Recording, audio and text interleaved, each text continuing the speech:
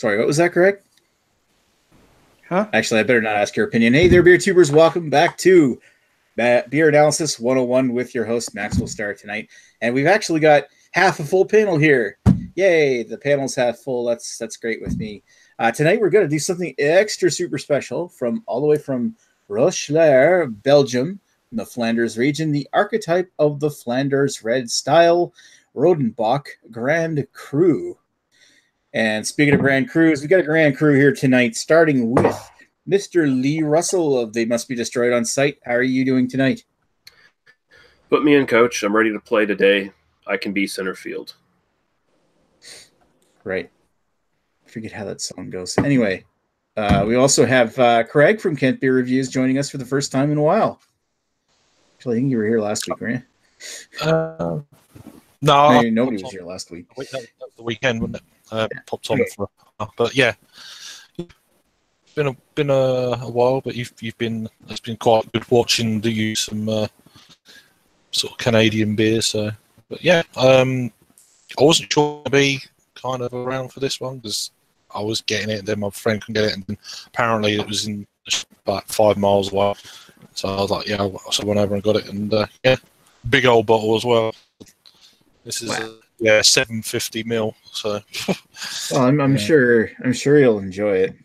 Yeah. So yeah, cheers for having us.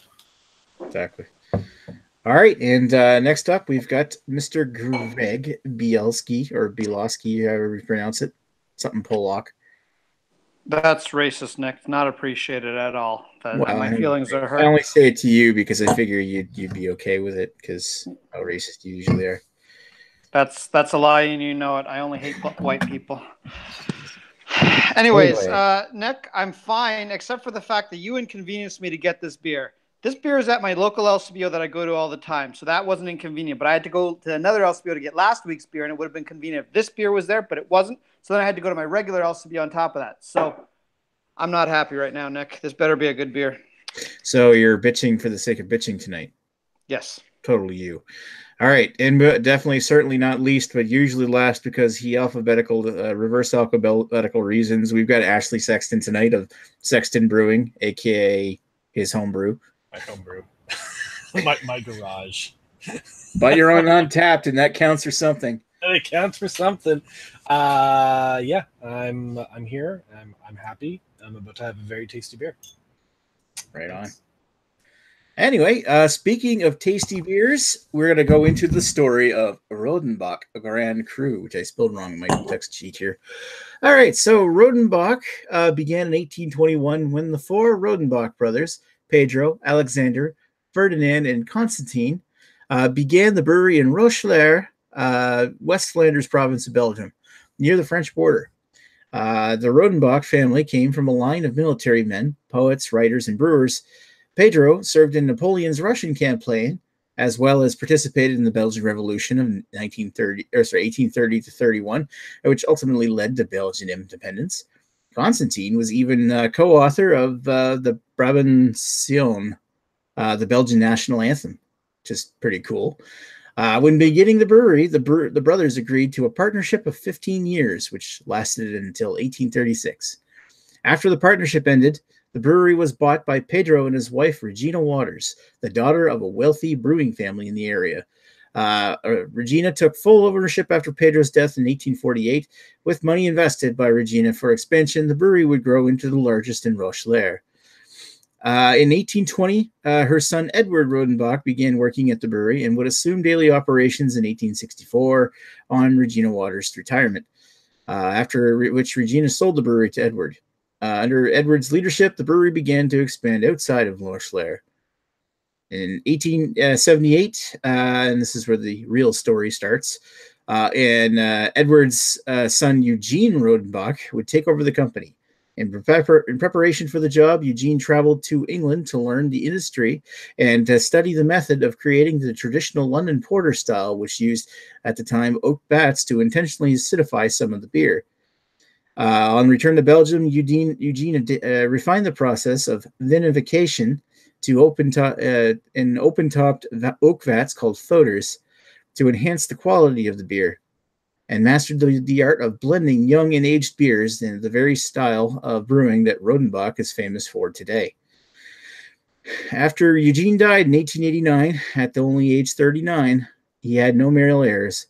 The business was taken over by his daughters, who converted the company to a limited company still bearing the Rodenbach name. Rodenbach continued on as a regional brewery until 1989, when it was acquired by Brewery Palm. Palm Breweries officially saw Rodenbach as a cultural preservation project, and in 2000, Palm completed a restoration of the original brewery in cask halls, containing 294 oak vats called foeders, some of which date back for 150 years since the time of Eugene. The cask hall and storage chambers date back to 1864, and the malt drying tower dates back to 1872. They are now protected industrial heritage sites. Today, the brewmaster of Rodenbach is Rudy Jacquire, his name's on the bottle, who continues the tradition of making the region's archetypical Flemish red beer. Other beers from Rodenbach include Rodenbach Classic, which is the classic Flemish red ale made from a blend of 75% young beer and 25% aged beer. Rodenbach Vintage, which is a 7% unblended aged beer, which sounds awesome. It's just straight up aged beer. Rodenbach Fruitage, which is I think at the LCBO right now, which is a blend of young and aged ale with 9% red fruits, so cranberries, cherries. Rodenbach Alexander is another beer they make, which is a 5.6% Creek version of Grand Cru made with cherries.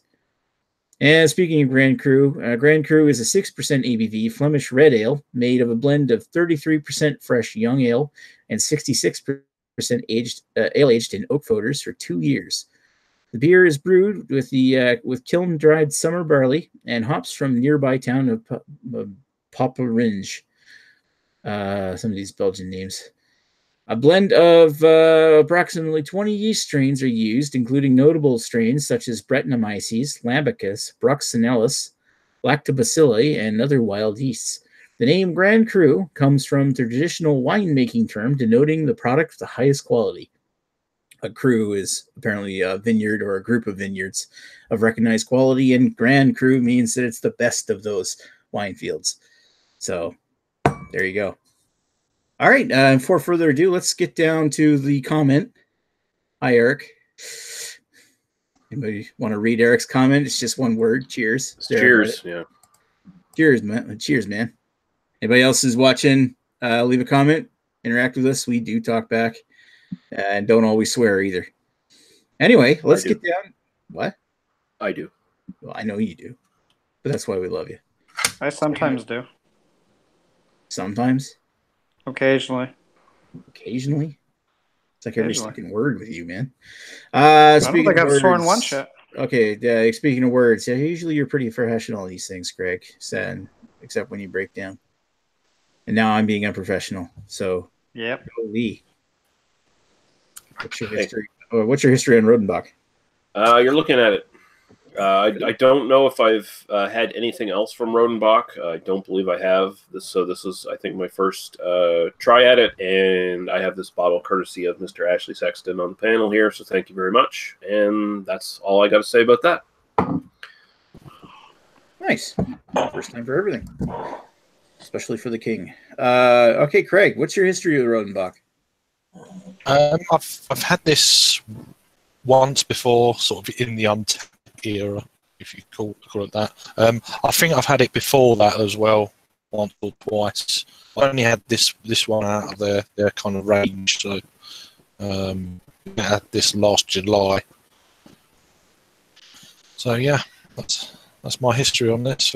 It's not an extensive history, but no. It's just, but I'm sure I've had it in the past. Right on. Greg, what's your history with Rodenbach? Well, like Lee, I'm also a complete virgin to both this beer and apparently, according to Untapped, the brewery. So, for you, Nick, I'm going to be real sore, real bloody in the morning, but for you, we'll do it. Gross. All right. Yeah, Ashley, try to follow that up. What's your history with Rodenbach? I've actually had a a brief history with this brewery and beer. This is the only beer I've ever had from Rodenbach. First time I had it was last August. And then the second time I had it was actually Christmas Eve of last year. I had sort of lined up a bunch of really nice beers for that night. So, anyways, that's it. This is literally my third time having it. But yeah. Nice. Yeah. As far as my personal history with the brewery itself, the first time Rodenbach showed up here, we got their Rodenbach Classic in 2014, spring of 2014. I actually really liked it. I remember buying bottles and bottles of it. I think about maybe like 8 or more bottles of it when it came in, because we didn't usually get stuff like that here, and I really loved the hell out of it. As far as the Grand Cru goes, there actually the first time I'd ever heard of it was, obviously watching other people's beer reviews back in like the 11, 12 era, but I think the first thing I really stuck out in my mind is watching was there's a YouTube video out there of the great Michael Jackson doing a beer tasting of this on YouTube, and that was kind of the beer review that really made me want to try this. And I mentioned that as one of my bucket list beers, I think, back in an old video I did for my 150th beer episode. And Average Joe picked up on that, and he sent me a bottle, a 750 of it, of the old bottle style, like the old brown label, I think it was, and sent it to me, a 2012 bottle of it back in early 2013, which I never drank for another 5 years. I think I didn't. I finally drank it in 2015 when I was 3 years old, and it was so good. I remember drinking it over at a party with Don Guimond, Don's Choice guy. Anyway, so I'm actually quite happy. As soon as I saw this or I think maybe you told me about it beforehand, Ashley, because Ashley Sexton sent me this bottle as well, and in a beer mail. And I think you said you were going to send it, and I love the idea of doing Rodenbach, because actually, really, this is one of my more favorite Belgians. And that's my story. I'm sticking to it. All right. Do we have any more comments? No. No. I've actually got a bottle of the Classic in the fridge, funnily enough. I've had it for about 3-4 months. Oh yeah. So, and I've never had the Classic, so right it in there. It's pretty tasty, as I mentioned. Yeah. Well, does anybody else have any thoughts before we move into the final round? About the beer or just in general? Well, we got one more comment. Did we? Say by the bell. Eric says I usually have a few in the cellar, but I'm out. That sucks. Yeah. Well, the only thing I will add is that, and I don't want to foreshadow what my review is going to be, but or lead on, I should say. But we're sort of spoiled here in Ontario. I can literally go out anytime I want to one of the LCBOs and pick this up, and it's relatively cheap for a bottle. We're sort of spoiled. It's funny. I can get a beer like this no problem, but some other things, it's like pulling nails. It's insane. But anyways, that's all I will add.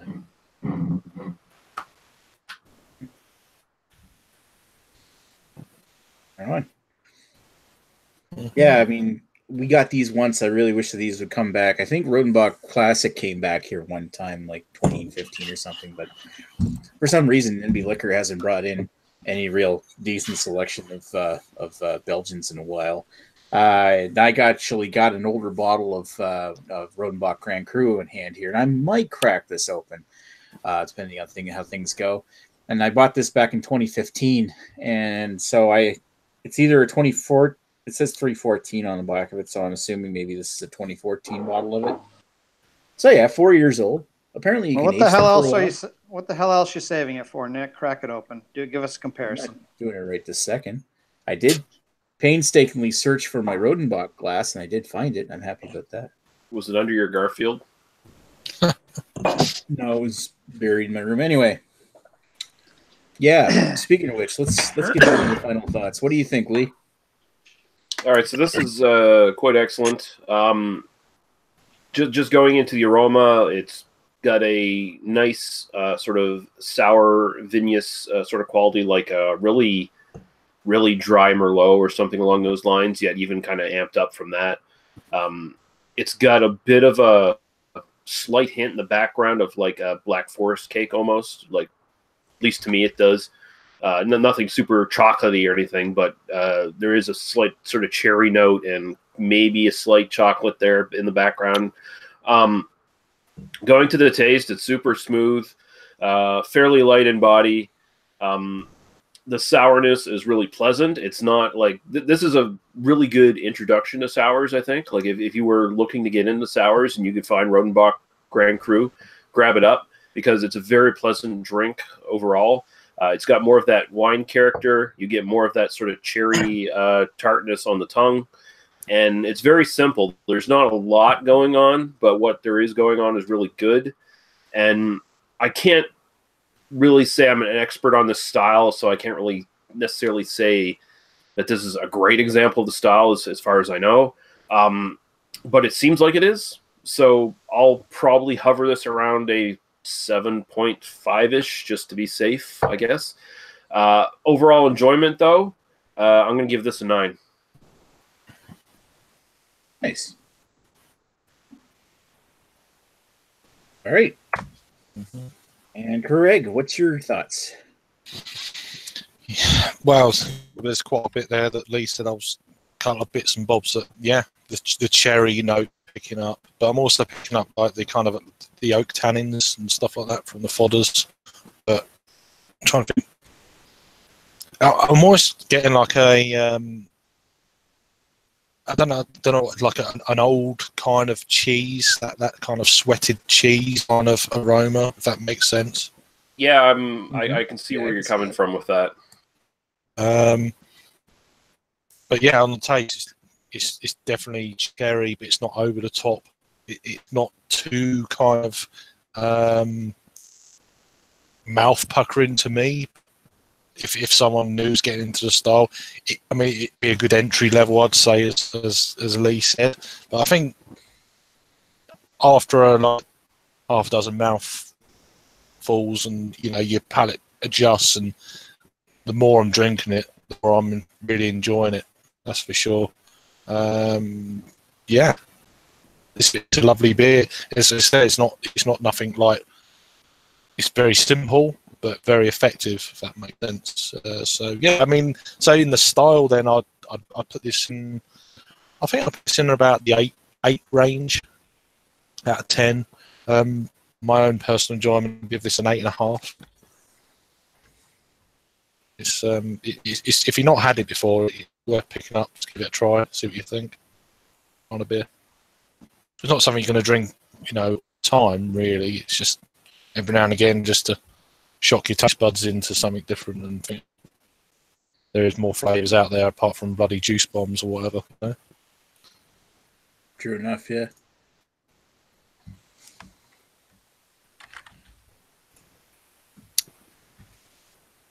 All right, and next up is, of course, I call him Mr. Greg. Not usually called Mrs. That'd be kind of weird.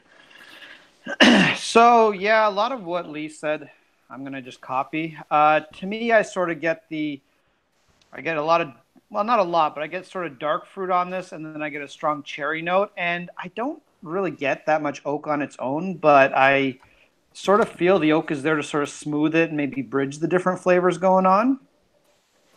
And those of you that know me know I don't particularly like sour ales, but this is really quite excellent. This is really perfectly balanced, and this kind of beer that makes me realize why people actually like sour ales, and also make me realize that Ontario brewers still have a long way to go before they really perfect their styles, because even the big, I just had 2 sour releases from Bellwoods, and it's a different style, not Flanders Red, but still it's the same concept of trying to make a good sour, and their sours were not all that good.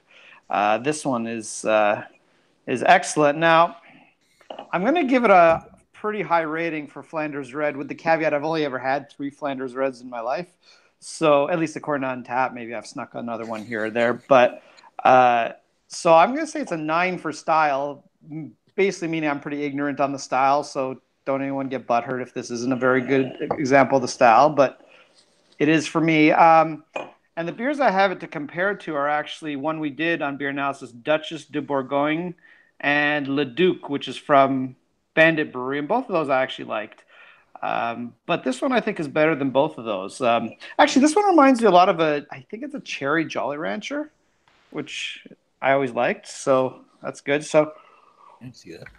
it's going to be I'm going to go 8.5 for personal enjoyment. It's really good. It's just, as a general beer, I don't think it's quite a 9 for me. It's not something I'd want to drink all the time, but for what it is, it's really, really good. I'm really enjoying it, and I would buy it again, no problem. What'd you give it for out of the style? I'd give it a 9 for style. I mean, again, I'm ignorant of the style, but this is pretty much seems as good as it can be. But I give it a little bit of wiggle room because I'm sure there's probably better beers out there. Right on. Better Flanders Reds. All right, Mr. Ash, the patron or whatever you call it, the guy who gave us most of these beers. Yeah, I suppose, right? I don't know what you 3 out of 5, anyway. The peddler of the brew. I love this beer. I just really, really adore this beer. When I had it for the first time back in August, I went back to the LCBO and I tried to get more, and they're all gone. Oh. And then I know. Aww. And then over the month of December, I was like sort of stockpiling like really nice beers to have on like Christmas Eve, on Christmas Day, all that fun jazz. So, luckily enough, it came back into rotation in LCBO, and I grabbed a bottle. There's it comes across as very simple, but I much like food that I've had in my life, I think some of the best food I've had has been very simple, very straight to the point. Very few ingredients is the best way to go. And this style, like this beer, is perfectly balanced for my tastes. On the nose, I'm not really great at picking out like barrels and whatnot. But I find that as this is warmed up a little bit, the oak sort of peeks through a little bit. Mostly on the nose, I'm getting, much like everyone has said, that tart cherry, pick up a little bit like just that super, like not super tartness, but like that tart aroma of like cranberry as well. Prickly on right on the sip, it's really prickly, like right on the tip of the tongue, but then it just sort of cascades down and just sort of coats the palate nicely with a nice residual, like sort of that balsamic zing on the back of the palate, which is really nice, but it's not overpowering. Like everything about this is nicely balanced, and that's has to do with probably like the blends that they've used. It's just everything, it just works so well together. All of the flavor notes have already been sort of discussed by you guys, but for me, I wouldn't want to sit back and with the sour, I'll sit back and I'll have a sour. I wouldn't want to drink this all the time every day. But because I'd like to make it think like it's super special. I don't know if that makes any sense whatsoever. But to sit back and have this like once every few months is a treat. Personal enjoyment. I think this is the best one that I've had out of the three, from my memory. So for personal enjoyment, I'm just going to go straight 9.5 on this.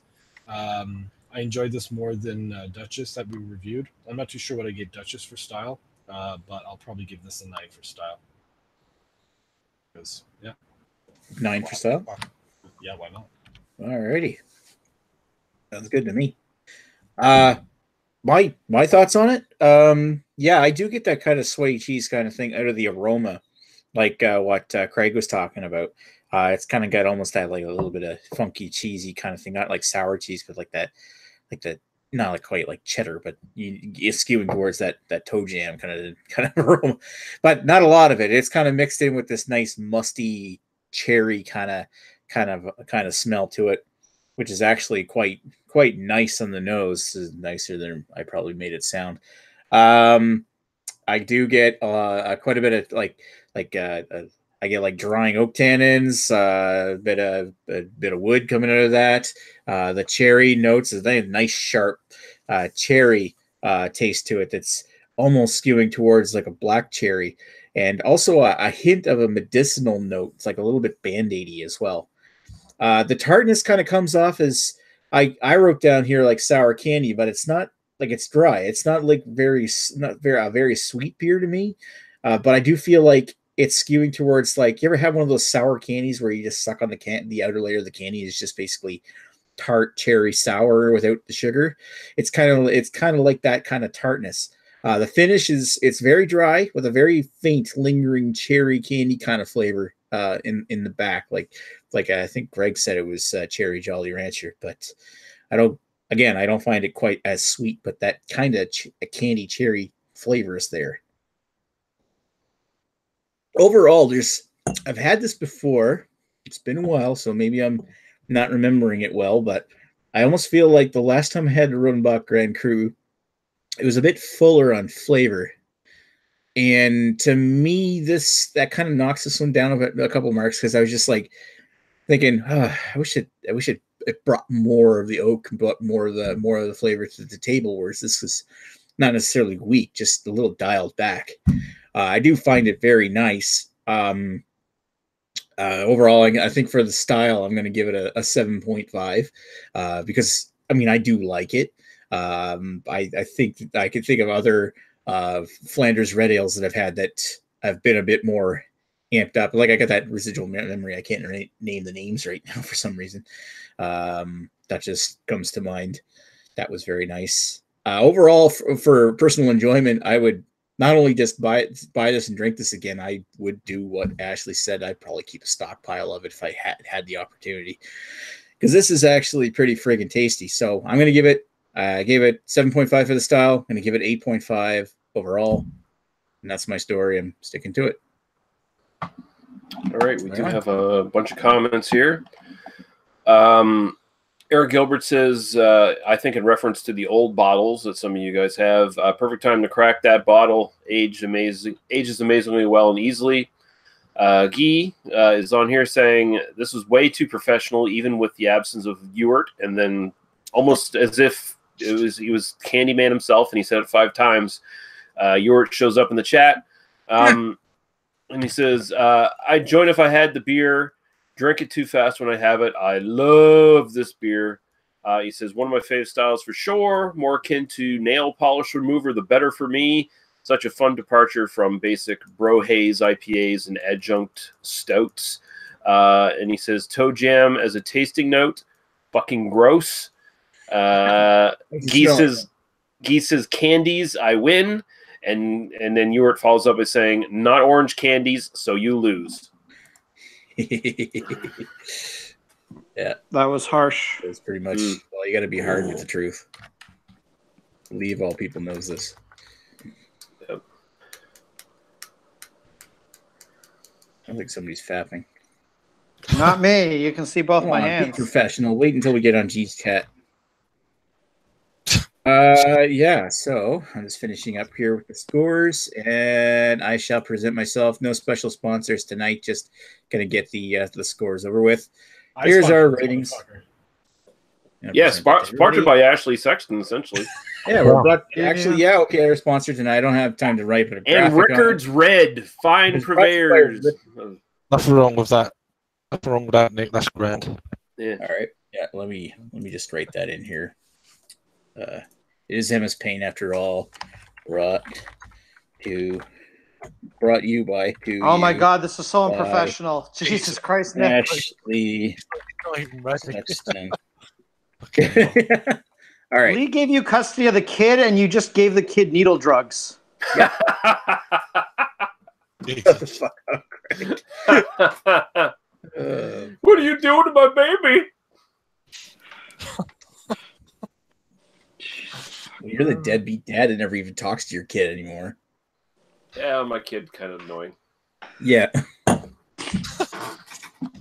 Wow. Doesn't mean I don't love him. He has to come by and give him a backhand now and then to keep him in line. Smack you upside the head. Remember where you came from, boy. All right. So nobody's asked the magical question tonight. Oh my God, what's next week's beer? Halloween. What's next week's Halloween spooky beer? Spooky. Yeah, that's true. That is true. Next week is Halloween. So does anybody want to guess what next week's beer is in the chat? Consider we got 12 people watching. Well, it's the scariest That's beer of definitely more all, people. Molson Canadian. It's a fucking Kolsch. Fuck Canadian. We did Canadian already. We're not doing it again.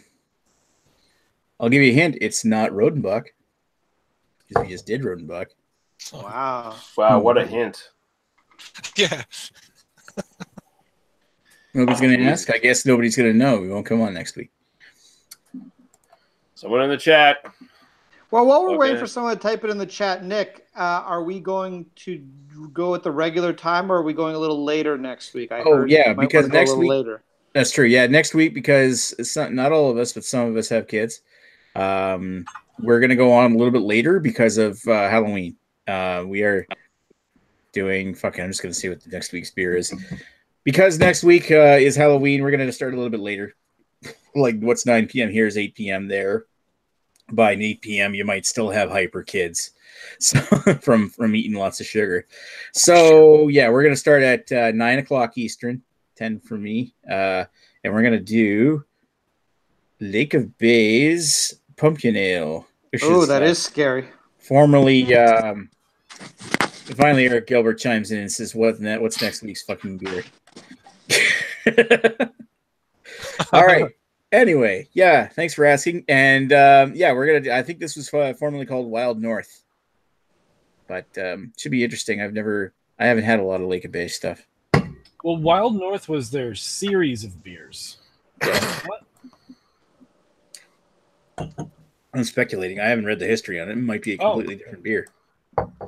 Yeah, Lake of Bays did a series of beers called Wild North. And, that they had their own names and stuff like that. Yeah. I'm pretty sure.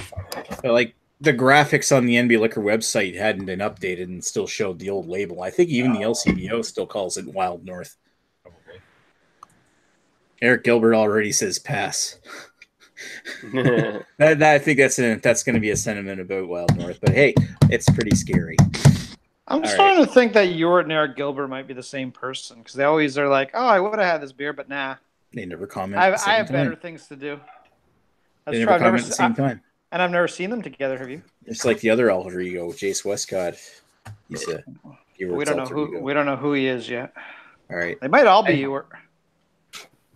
All right. So I think unless anybody's got any last minute thoughts about Rodenbach, I think we're gonna go offline here, and we're gonna appear this week because it's a special week for drinking in Canada. Our friend Guy, who's not drinking beer tonight, didn't get tonight's beer, but wants to have a party anyway. We're going to go over to his channel and help him celebrate his 1,000th anniversary beer, anniversary or 1,000 subscriber video.